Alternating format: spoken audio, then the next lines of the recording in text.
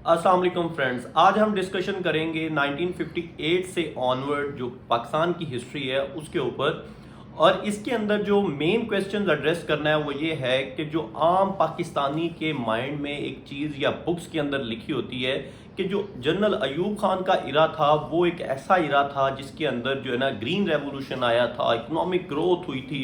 क्या पाकिस्तान की हिस्ट्री में एक वही इरा था जब पाकिस्तान की इंडस्ट्रियलाइजेशन हुई थी और मुआशी इंडिकेटर्स इतने मजबूत हो गए थे कि आज तक वैसा नहीं हुआ। अच्छा, ये चीज़ें जो है ना आपको सुनने में नज़र आती होंगी। जब इमरान खान का इरा ये 4 इयर्स का था, इसके अंदर भी यही आपको नज़र आता होगा कि खान साहब ने भी या खान साहब के स्पोक्समैन भी पीटीआई के वो यही कहते थे कि जो रेमिटेंसीज पाकिस्तान के अंदर रिकॉर्ड हुई हैं वो कभी भी हिस्ट्री में नहीं हुई।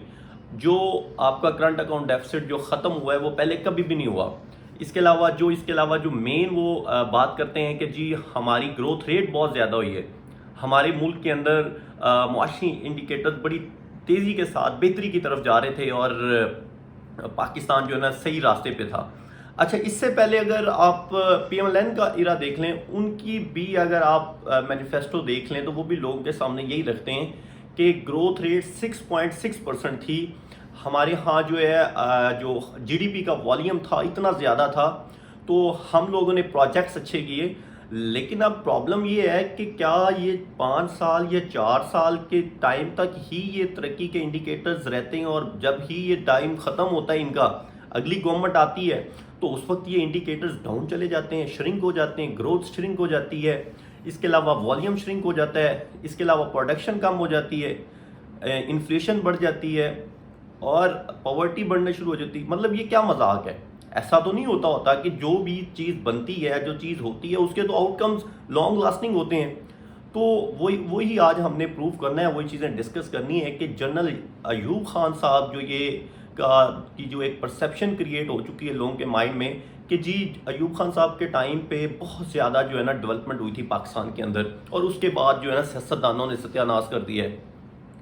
अच्छा, हमने इनकी पर्सनैलिटी के ऊपर डिस्कशंस नहीं करनी। मेरा मेन जो फोकस होगा वो होगी गवर्नेंस के ऊपर कि जो इनका टाइम था 58 से ऑनवर्ड 69 तक, वो जो टाइम फ्रेम है उसके अंदर इनकी गवर्नेंस के जो पैरामीटर्स थे, जैसे लेजिस्लेशन जो है उसके ऊपर डिस्कशन होगी। इसके अलावा सर्विस डिलीवरी के ऊपर होगी, इंस्टीट्यूशनल रिफॉर्म्स के ऊपर होगी, इसके अलावा प्रोजेक्ट्स के ऊपर होगी और पॉलिसीज़ के ऊपर होगी। इनकी नीयत को मैं बिल्कुल डिस्कस नहीं करूँगा और बाकी जो चीज़ें नॉर्मली इनके बारे में वो मैं बातें नहीं करूँगा। अच्छा, स्टार्ट करते हैं कि जनरल अयूब खान का टाइम जो था उसमें जो लेजिस्लेशंस हुई, वो जो लेजिस्लेशंस हुई उसमें इन्होंने अपने जो एक डिक्टेटरशिप का एक इरा था उसको जो स्टार्ट लेना था, उसको लिजिटमाइज करवाना था कोर्ट्स के साथ, लॉज के साथ। वो क्या था? मैं अगर थोड़ा सा स्टार्ट कर देता हूँ। बिगनिंग ऐसे होती है कि जनरल अयूब खान जो है वो बेसिकली डिफेंस मिनिस्टर होते हैं और सिकंदर मिर्ज़ा के टाइम पे प्रेसिडेंट होते हैं सिकंदर मिर्ज़ा। प्रेसिडेंट सिकंदर मिर्ज़ा जो हैं वो आयन 1956 का जो आयन था उसको एब्रोगेट करते हैं, खारिज करते हैं। डिज़ोल्व करने के बाद जो है वो एडमिनिस्ट्रेटर चीफ मार्शल एडमिनिस्ट्रेटर लगा देते हैं जनरल अयूब को और बेसिकली वो एक सिविलियन मार्शल लॉ लगाते हैं। और अब ये चीज़ देखते हुए जनरल अयूब खान को जब नज़र आया कि ये सारी की सारी रिस्पॉन्सिबिलिटी तो मेरी आ रही है, मैं ही इनके इस प्लान का फ्रंट मैन हूँ, तो क्यों ना मैं ही चार्ज संभाल लूँ। तो उन्होंने ये 7 अक्टूबर 1958 को मार्शल लॉ लगाया होता है जो सिकंदर मिर्ज़ा साहब ने। और 24 से 27 के दरमियान अक्टूबर 24 से 27 अक्टूबर 1958 के दरमियान जो है ना जनरल अयूब खान जो है ना सिकंदर मिर्ज़ा साहब को इंग्लैंड एग्जाइल करवा देते हैं और ख़ुद चार्ज संभाल लेते हैं। अब वो करते क्या है कि उन्होंने एक सबसे पहला जो लेजिस्लेशन करनी है ना वो ये करते हैं कि जो कॉन्स्टिट्यूंसीज है ना, मतलब वो एक ना लॉ लेकर आते हैं जिसे कहते हैं लॉज कॉन्टिन्यूंसी इन फोर्स। ये होता है 1959 का।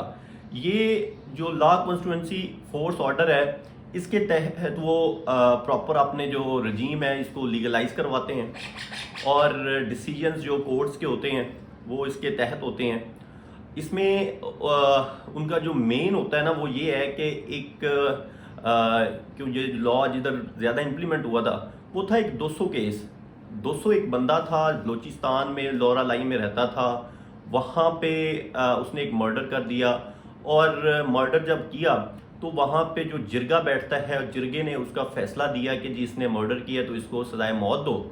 تو جو 200 کے رشتہ دار تھے وہ لاہور ہائی کورٹ میں آ کے انہوں نے پٹیشن دائر کر دی، اور پٹیشن میں لاہور ہائی کورٹ نے آئین کے مطابق جو ہے اس کے فنڈامنٹل رائٹس ہوتے ہیں بندے کے، تو اس کا ٹرائل ہونا چاہیے. اور ٹرائل میں اس نے کہا کہ جی جسٹیفیکیشنز یا ایویڈنسز نہیں ہے میرے خلاف کوئی، میں نے قتل نہیں کیا، تو کورٹ نے اسے بری کر دیا.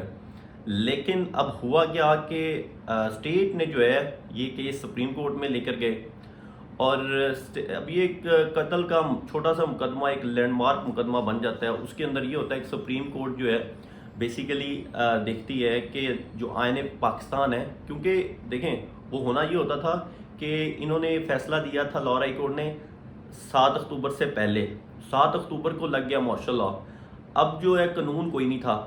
اب سپریم کورٹ اگر اسی آئین کو کے تحت ہی فیصلہ دیتی تو وہ کبھی بھی جنرل ایوب کے جو مارشل لاء ہے اس کو لیجٹمائز نہیں کر سکتی تھی.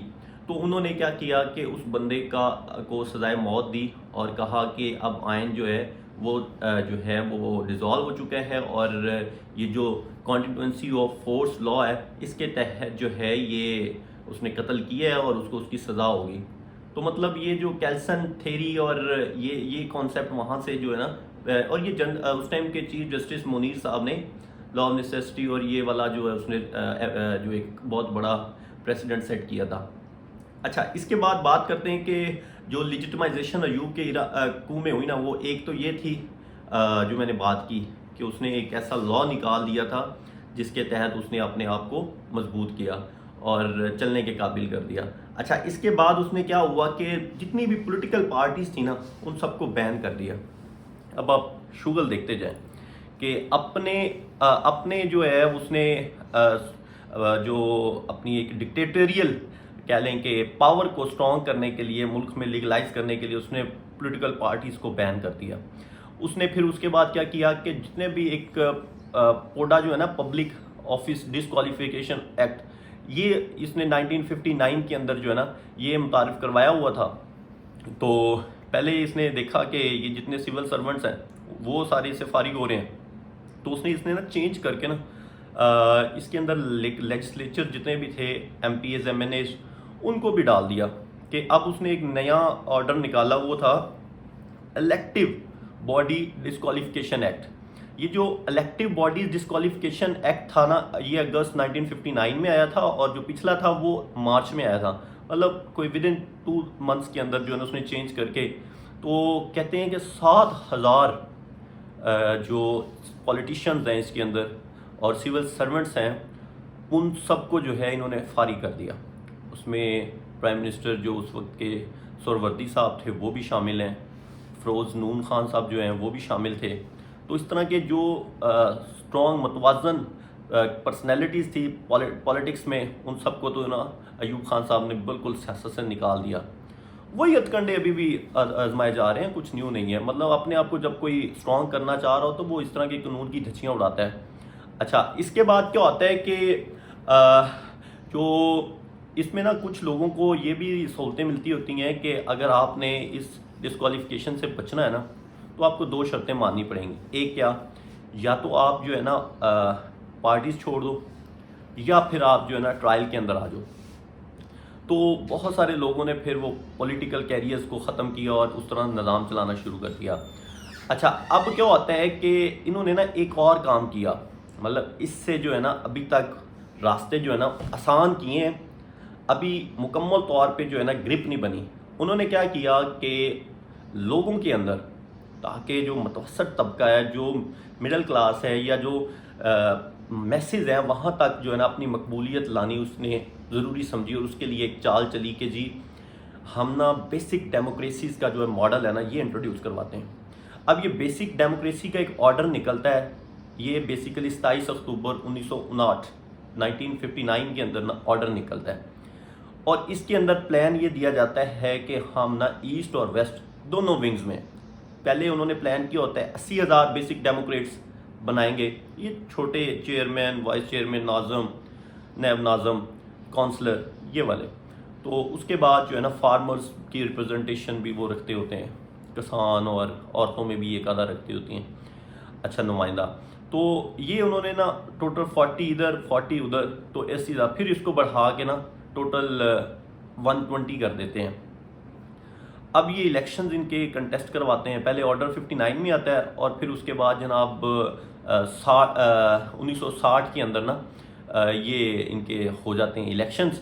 اور جب الیکشنز ہوتے ہیں جنوری تک، 1960 جنوری تک الیکشنز ہو جاتے ہیں، تو سارے کے سارے جو ہے نا وہ لوگ جو بنتے ہیں ان کو تھوڑا سا پاورفلی بھی جو ہوتا ہے نا کیرٹ اینڈ اسٹک پالیسی، تو وہ پالیسی کے تحت کہ جی آپ نے پبلک کے اندر جو ہے نا آپ نے جو جنرل ایوب خان کو جو ہے اس کی ایک اتنی امپورٹنس اور اس کو اتنا انفلوئنس کروانا ہے کہ جی جتنی بھی اب ترقی ہوگی وہ جنرل ایوب خان صاحب کی وجہ سے ہو رہی ہے. یہ جو سسٹم ہے، جس سسٹم بہتر ہوا ہے، یہ صرف جنرل ایوب خان صاحب کی وجہ سے ہوا ہے.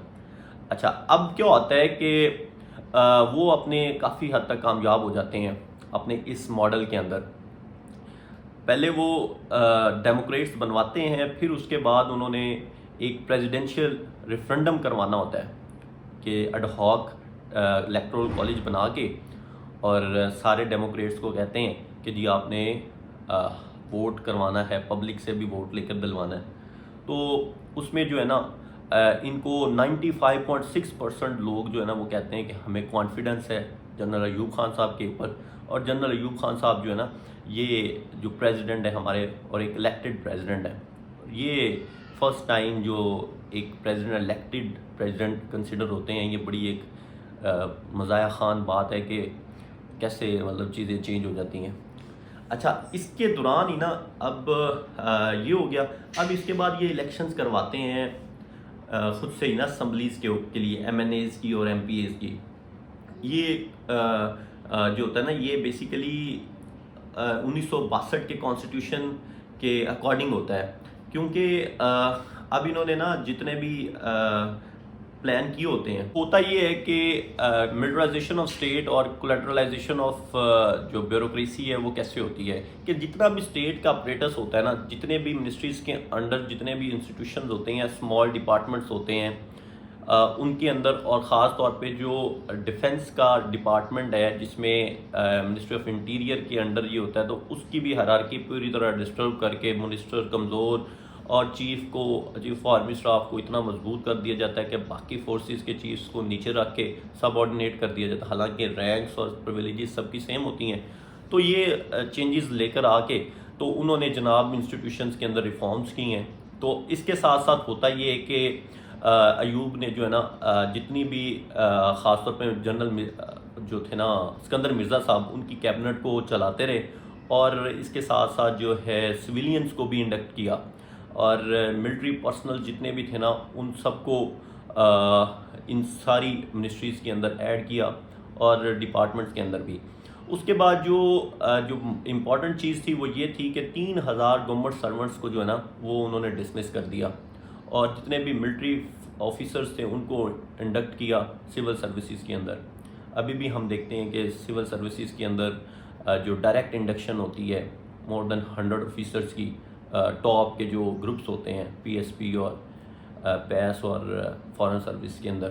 اچھا اس کے علاوہ جو دوسرا کام کیا تھا انسٹیٹیوشنل ریفارمز کے اندر وہ تھی ملٹرائزیشن آف اکانومی.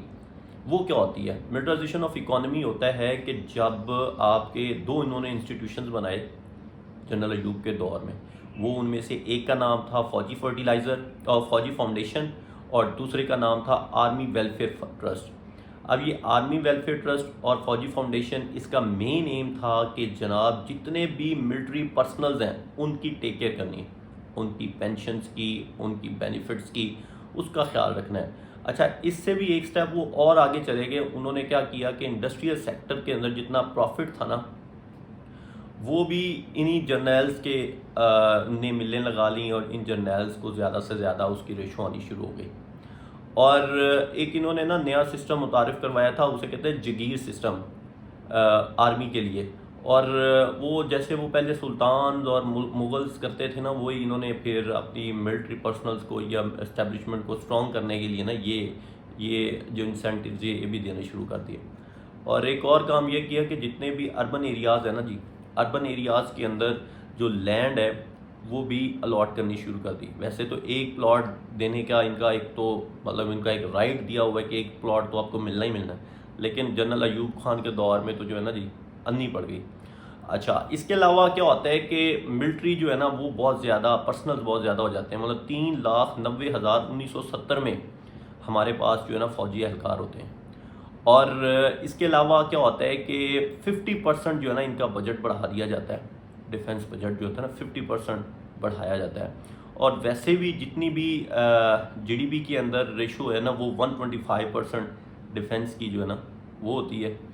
مطلب آپ یہ سمجھیں کہ 56% جو ہے نا ان کا جی ڈی پی ریشو گریو ہوتا ہے ڈیولپمنٹ کا. مطلب جو اکانومی بجٹ ہے اس کے اندر بھی ایک میجر کنٹریبیوشن ڈال دی جاتی ہے ڈیفنس کے لیے. اور باقی اگر بات کریں تو ان کی جو انسٹیٹیوشنل ریفارمز میں لینڈ ریفارمز انہوں نے بڑی کی. پالیسیز کی اگر بات کر لی جائیں، ان کی پالیسیز جو ہیں جنرل ایوب خان کے دور میں اس میں لینڈ ریفارم جو ہے بہتر چیزیں بھی ہیں وہ بھی رکھنی چاہیے. لیکن ان سب کے پیچھے بھی جو ہے نا جی وہ تھا جنرل صاحب کا مین ایم جو تھا کہ میری جو ذات ہے اس کو اتنی زیادہ پریزاری ملے کہ جی ہر طرف جو ہے نا جنرل ایوب خان کے نعرے بجنے چاہیے کہ لیڈر جنرل ایوب خان صاحب ہیں، سیاستدان نکمے ہیں، نکارے ہیں، نالائق ہیں. تو انہوں نے اب یہ جو لینڈ ریفارم کی پالیسی کی اس میں یہ کیا تھا کہ یہ 1959 میں لینڈ ریفارم ہوئی تھی. اس میں انہوں نے نا جو فارمرز لو کے لیے نا ایک پالیسی نکالی تھی کہ اب ایک کمیشن بنے گا جو کہ 1958 میں اس کو ٹاسک کیا تھا کہ آپ نے کنورٹ کرنا ہے جو پیزنٹس ہیں، جو ٹیننٹ فارمرز ہیں، ان کو انڈیپینڈنٹ فارمر بنانا ہے آپ نے. وہ کیسے؟ وہ پالیسی یہ تھی کہ جو بھی ویسٹ پاکستان میں لینڈ اونر تھے نا، مطلب سمجھ لے کہ 0.1% لینڈ اونرز کے پاس 15% لینڈ تھی. اب جو یہ 15% لینڈ صرف 0.1% کے پاس تھی تو اس رپورٹ کے بعد جو یہ 7 فیب 1959 میں یہ رپورٹ شائع ہوتی ہے، اس رپورٹ کے اندر یہ ساری چیزیں کلیئر ہوتی ہیں کہ 500 ایکڑ جو ہے نا ہر لینڈ اونر کے پاس ہے، 500 ایکڑ. اور پھر ریفارمز آتی ہیں. ریفارمز کے اندر یہ چیز ڈسکس ہوتی ہے کہ لینڈ ہولڈنگ جتنے بھی ہوتے ہیں نا ان کی سیلنگ کریں. انہوں نے سیلنگ کیسے کرتے ہیں کہ 500 ایکڑ جو اریگیٹڈ لینڈ ہوگی، 1000 ایکڑ جو ہے نان اریگیٹڈ لینڈ جو ہے اس کو سیلنگ کرنا ہے. مطلب 1 ملین ایکڑ جو ہے نا وہ ریکور کی اور ری ڈسٹریبیوٹ کی اس کو. اس میں 1,87,000 جو بندے تھے ان کو جو ہے نا زمینیں دی گئیں ان آنر سے لے کے، لینڈ آنر سے لے کے. اب جو ہے نا گرین ریولوشن بھی اس دور کو کہتے ہیں، 1960 کے دور کو. اس کے اندر کیا ہوتا ہے کہ سائنٹیفک ایڈوانسمنٹ کی جاتی ہے. حالانکہ اللہ کی طرف سے یہ جاتا ہے کہ 1960 کے اندر نا انڈس واٹر ٹریٹی سائن ہوتی ہے، ورلڈ بینک گرنٹیئر ہوتا ہے. ورلڈ بینک نے نا جناب یہ نا ٹائم دیا جاتا ہے کہ آپ اپنی کنال بنا لو. یو ایس بھی ایڈ دیتا ہے، ورلڈ بینک بھی پیسے دیتا ہے کہ بھائی کنال سسٹمز اور ڈیمز بناؤ تو جو ہے نا آپ کا یہ تنازع جو ہے حل کروائیں، کوئی دنیا میں نا سکون آئے. اچھا یہ وہ کریڈٹ جو ہے وہ جنرل ایوب صاحب کو مل جاتا ہے. اور اب یہ جو انہوں نے سائنٹیفک ایڈوانسمنٹ کرواتے ہیں نا پورے اسی سائڈ پہ، پورے ویسٹ پاکستان میں جو موجودہ پاکستان ہے. ایسٹ والے ویسے تھکے ہارے وہی برے حال کنونشنل طریقے کے ساتھ ہی انہوں نے اپنی جو میجر کراپس ہوتی ہیں وہی. اچھا اب یہ اریگیشن انفراسٹرکچر بھی بن گیا، سائنٹیفک جو ہے وہ بھی ایڈوانسمنٹ بھی آ گئی. اچھا ایک اور بڑی پالیسی متعارف کروائی گئی تھی، وہ تھی سبسڈائز کیا جا رہا تھا بینکوں کی طرف سے نا کہ لونز دیے جائیں گے کہ ایگریکلچر ڈیولپمنٹ بینک جو ہے نا وہ دے گا جس کی سب سے زیادہ ہائی ییلڈ ہوگی اس کو. اور جو یہ اس کے لیے انہوں نے نہ کہا کہ ہم سیڈز دیتے ہیں، ٹریکٹرز دیتے ہیں، فرٹیلائزر کے اوپر سبسڈیز دیتے ہیں، ٹیوب ویلز دیتے ہیں. اب یہ ٹیوب ویل، ٹریکٹر، فرٹیلائزر اور جو ہائی ییلڈ سیڈز جو ہے نا یہ بینکوں کی طرف سے ان کو پیسے دیے جاتے تھے کہ جی لون کے طور پہ کہ آپ لوگ خریدیں اور یہ سسٹم چلائیں. تو یہ ایک اچھی پالیسی تھی.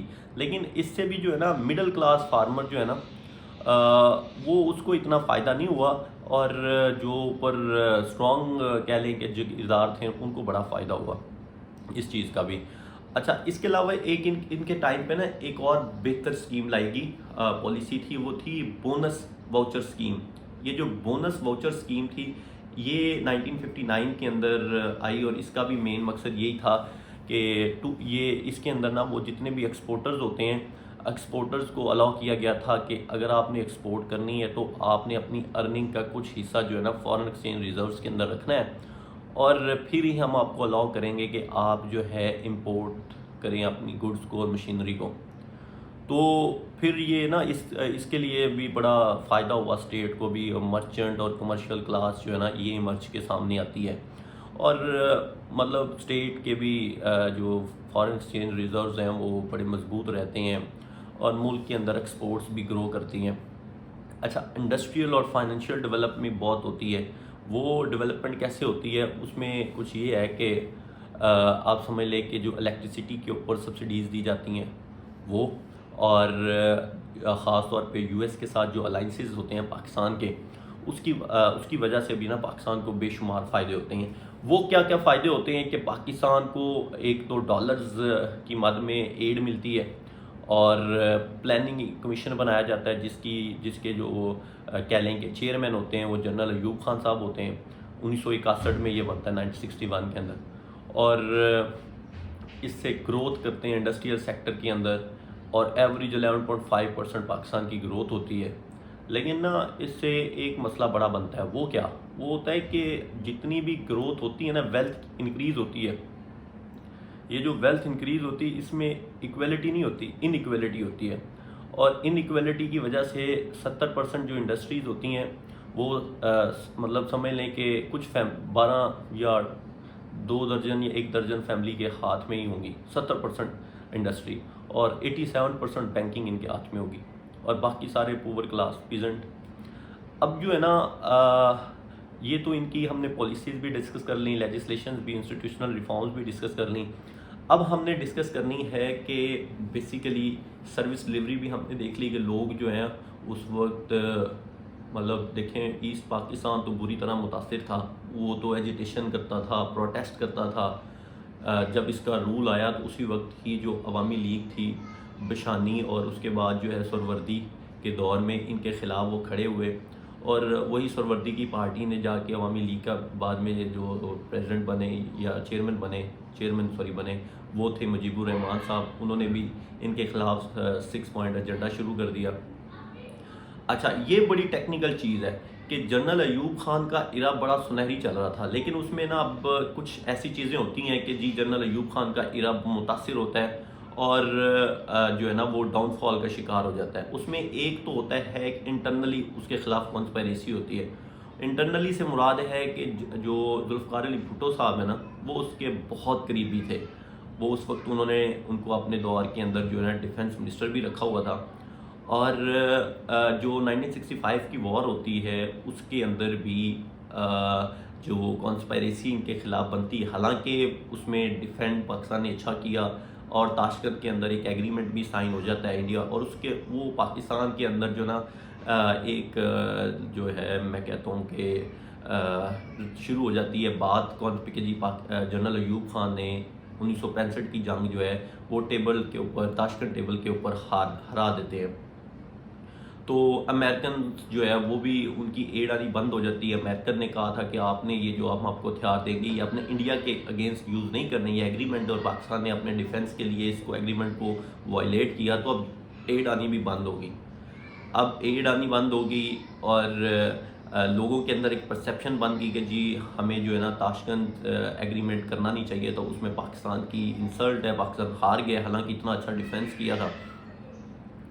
اب کیا ہوتا ہے کہ جو ایسٹ پاکستان ہے وہاں سے بھی بہت زیادہ جو ہے نا ان کے اگینسٹ جو ہے ایک اسٹرانگ ریزرویشنز آتی ہیں، اور ریوولٹ ہونا سٹارٹ ہوتا ہے. 6 پوائنٹ ایجنڈا جو مجیب الرحمان کا ہے وہ ہوتا ہے، مجیب الرحمان کو پکڑنے کی تیاری ہوتی ہے کہ جی یہ انڈیا کے ساتھ مل کے پاکستان کے خلاف ہے، سازشیں کر رہا ہے، تو پاکستان کو توڑنا چاہتا ہے. تو اگر آپ نے سنا ہوگا اگرتلا کانسپائریسی کیس، اب وہ جو ہوتا ہے نا اس کے اندر یہ ہوتا ہے کہ کچھ وہاں کی اسٹوڈنٹ فیڈریشن کے اسٹوڈنٹس اور باقی جو یہ مجیب الرحمان اس کو پکڑ لیا جاتا ہے، تو کیس ٹرائل چل رہا ہوتا ہے لیکن اسٹیٹ مجبور ہو جاتی، اتنا زیادہ پروٹیسٹ ہوتا ہے کہ وہ کیس اپنا واپس لے لیتے ہیں۔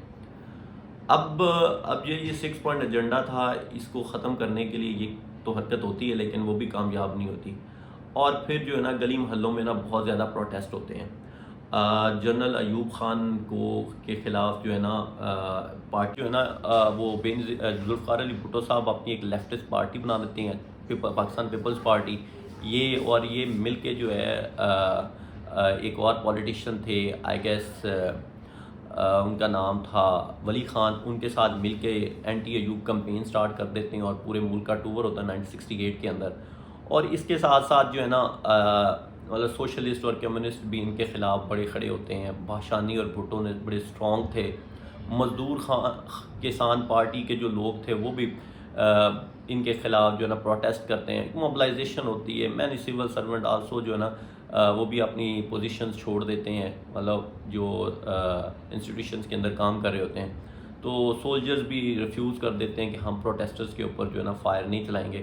تو اس سارے سیناریو کو دیکھتے ہوئے نا اب جو چیف آف آرمی اسٹاف تھے اس وقت جنرل یحییٰ خان صاحب تھے، تو جنرل یحییٰ نے انہیں مشورہ دیا کہ آپ جو ہے نا آپ دستبردار ہو جائیں اور پاور جو ہے وہ میرے ہینڈ اوور کر دیں۔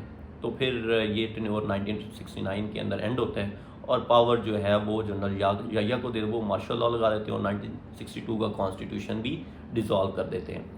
تو یہ ایک اوور آل کہانی تھی جنرل ایوب خان کی۔ اگر تو اچھی لگی ہو تو کمنٹ کر دیں اور فرینڈس کے ساتھ شیئر کریں اور چینل کو سبسکرائب کریں۔ Thank you so much.